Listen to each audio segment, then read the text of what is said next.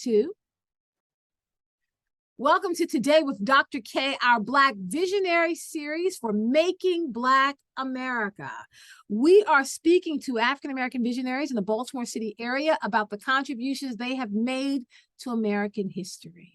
I'm joined now, I'm really excited about today's interview with Mr. Bert, a retired president and CEO of MECU, the Municipal Employees Credit Union of Baltimore City. He is a seasoned financial services executive with over 45 years of experience in managing various aspects of banking and financial services. He has served as a chairman of the Maryland and District of Columbia Credit Union Association.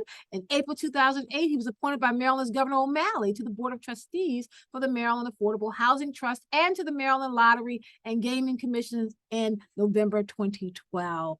He knows how to work with money. Mr. Hash, thank you so much for joining us, sir. Well, thank you for having me. We are especially excited because you received your BS degree in business administration from Morgan State University. So you are coming back home in this conversation with us. Yes, in many respects, I haven't left Morgan. Still close to my heart. I'm so happy to hear that.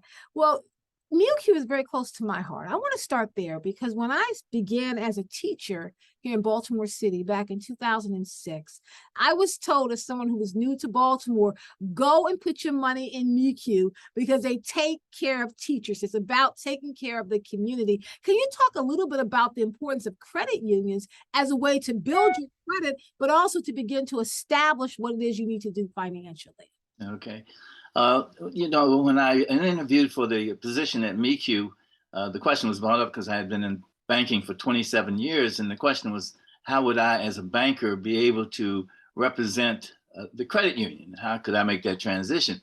I told them the simple truth is that I'm a credit union member. I've been a credit union member as long as I've been a banker. And there are times when I used the services of the credit union when it benefited both my wife and myself because she was at Social Security.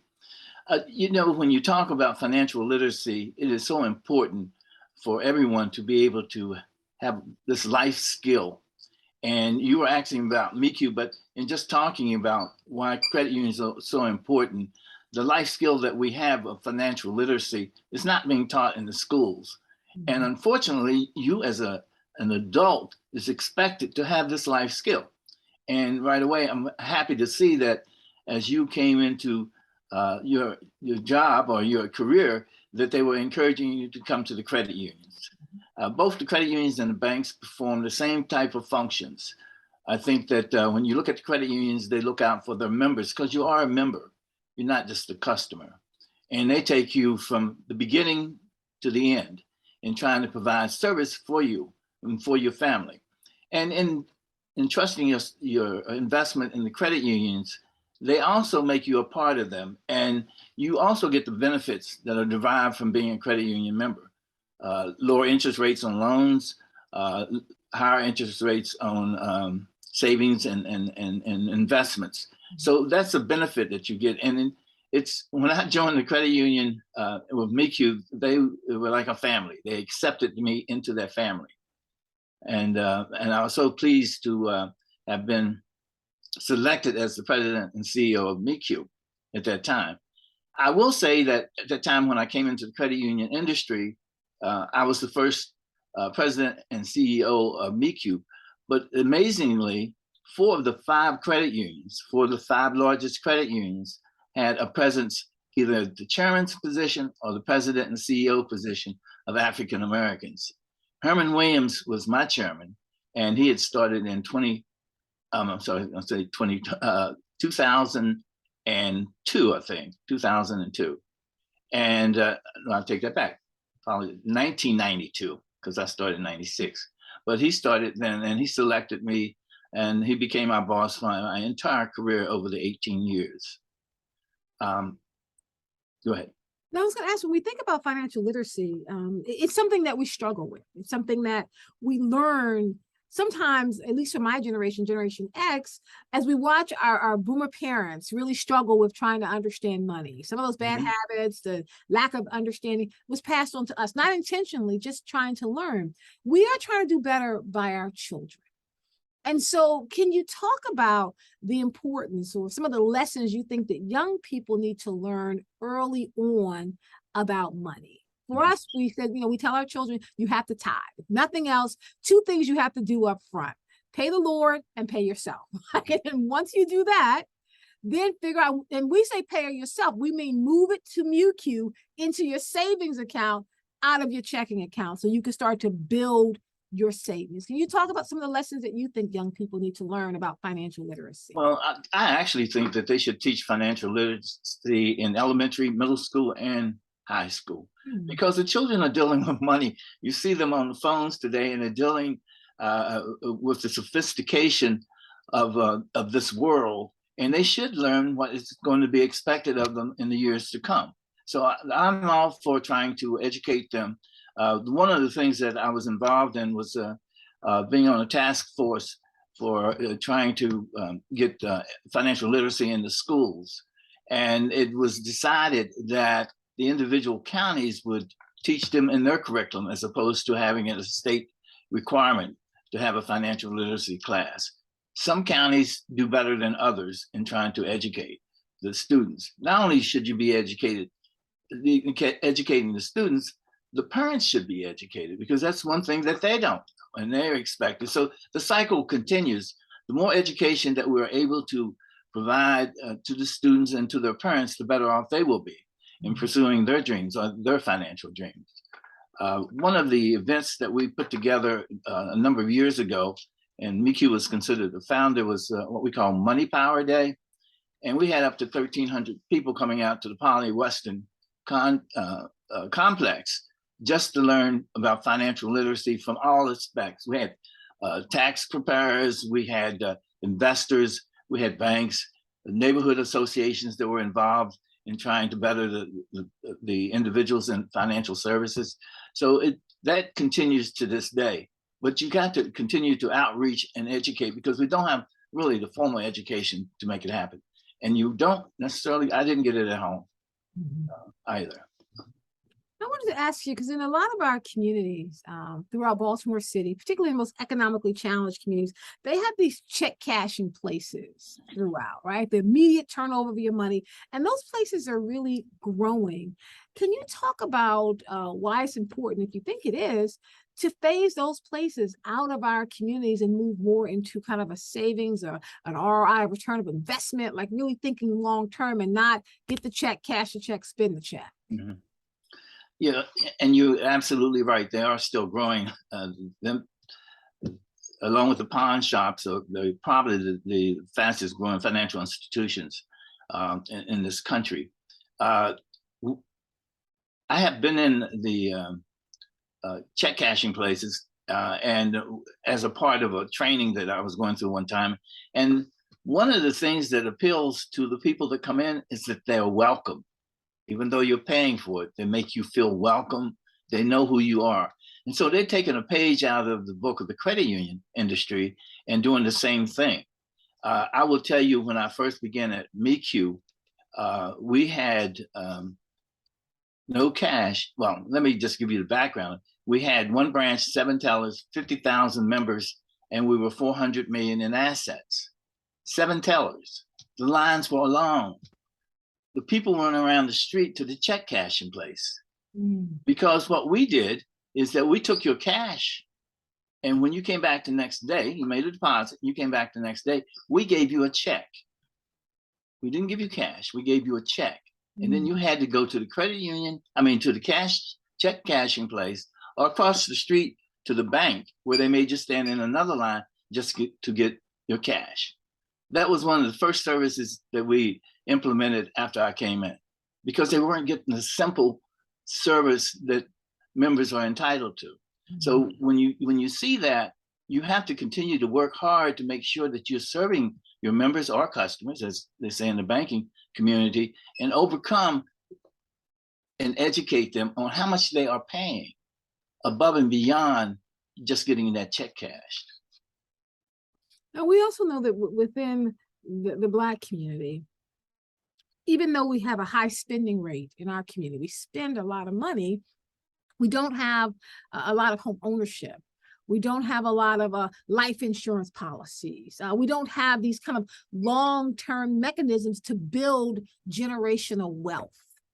So can you talk about maybe two or three things if somebody wanted to begin to build generational wealth, to be able to leave something other than just a bill to their family? Yes. What would you suggest that they do?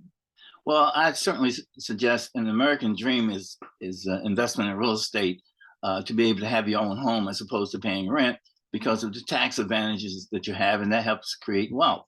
However, one of the things that happened during the Great Recession for African Americans and Hispanics is that that's where all their wealth was concentrated. And the Hispanics lost 66%, and the African Americans or Black people lost 55% because they were focused in real estate, while the white people only lost around 16% because they were more diversified. And to your point, you have to look at the diversity of your investments. It is great to have home ownership and have real estate, but you best be in the stock market and the bond market as well, or and to make sure that you take care of your family so that you don't so you can have a transfer of wealth, to make sure you have insurance. So many people, when they die, they don't have insurance, and the family has to go and get a GoFundMe page. Oh, that's heartbreaking, right, Mr. Hash? It I is do absolutely raise heartbreaking. money to put somebody in the ground. It's just heartbreaking for me. And you know, when you talk about the check cashing place, if you got an insurance policy and went to the credit union or to the bank where you weren't being charged for a price, you can put that on insurance. You can take that one expenditure and put it in insurance to help for the future needs of your family as life goes on. But that still goes back to financial literacy, learning what's available, what opportunities exist for you to be successful financially. Right. And I can't say that enough. It's all about education. And I tell people it's education. And believe me, I not like you, I do not have this figured out.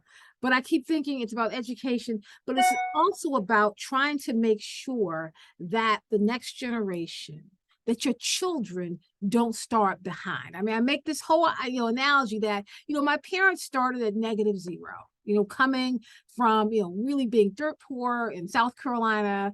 My grandmother, even though she owned her farm, losing all that property.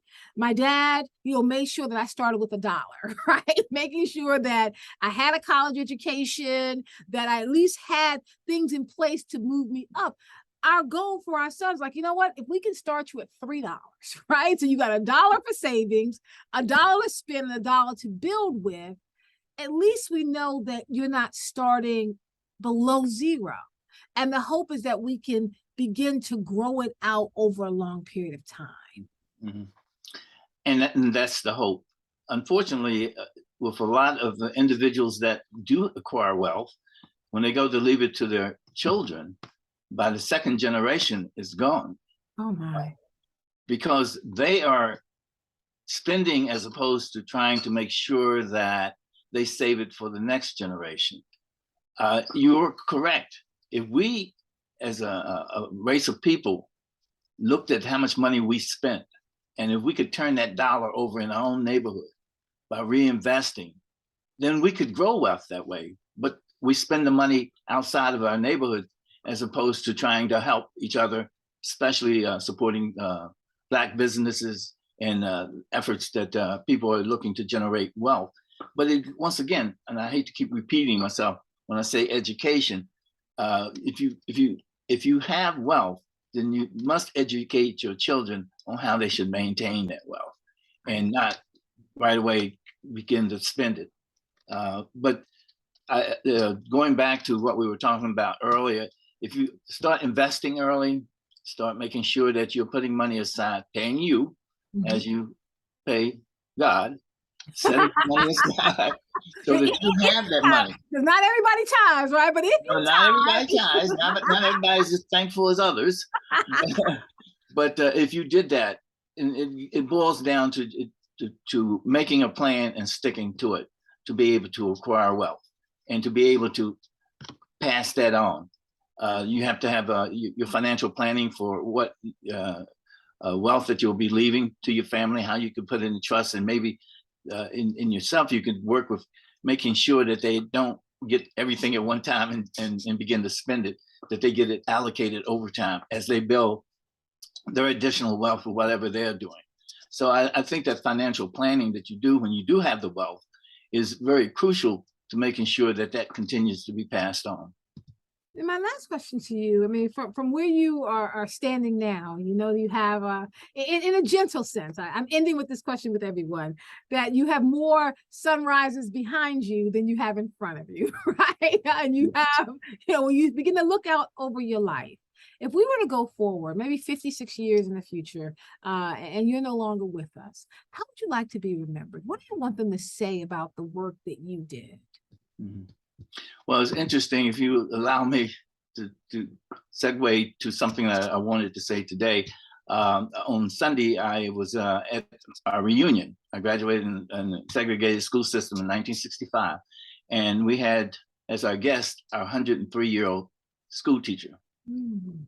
And my wife and I had just worked with her in putting together her writings that she's been doing over the years. She started in education. She graduated in college, Bowie, I think, in 1939. So she's been writing, and she had books and books and volumes. So we put together this book for her because that was her one thing that she wanted to do, was to have her writings to be left behind. And so we were able to do that. So I'm looking from her optimism that she's 103, so maybe I will still be here. Might still be here. You might, you know what? I put that, so then let's go 70 years. 70 years. Well, I was telling someone that I received the Alumnus of the Year in 1999. And when we get to the 50th for that class, when they celebrate their 50th and they look back at who was the Alumnus of the Year, I look even older than I would be then. So, but in all seriousness, looking into the future, I hope that we continue to educate our youth and our families on financial literacy, continue to help and assist them in increasing their wealth or having wealth, and continue to have that mandated in some way in a system that continues to educate our people for the betterment of their lives as they go forward. Your financial life is tied so much into life in general, and it depends on how you go there on what kind of life you will have, and that is so important to us all. Thank you so much. I really appreciate you saying that, and I hope that 70 years out you're still here. We can follow up and see how you're doing. Mr. Bert Hash is the retired president and CEO of the Municipal Employees Credit Union of Baltimore, MECU. He's a seasoned financial services executive with over 44 years experience in managing various aspects of banking and financial services. Bert Hash, thank you so much for joining us here today. We really appreciate the work that you've done. Okay, thank you, Dr. Whitehead. I appreciate it. And folks, thank you for joining our Black Visionary series, Making Black America. WEAA presents Black Visionaries.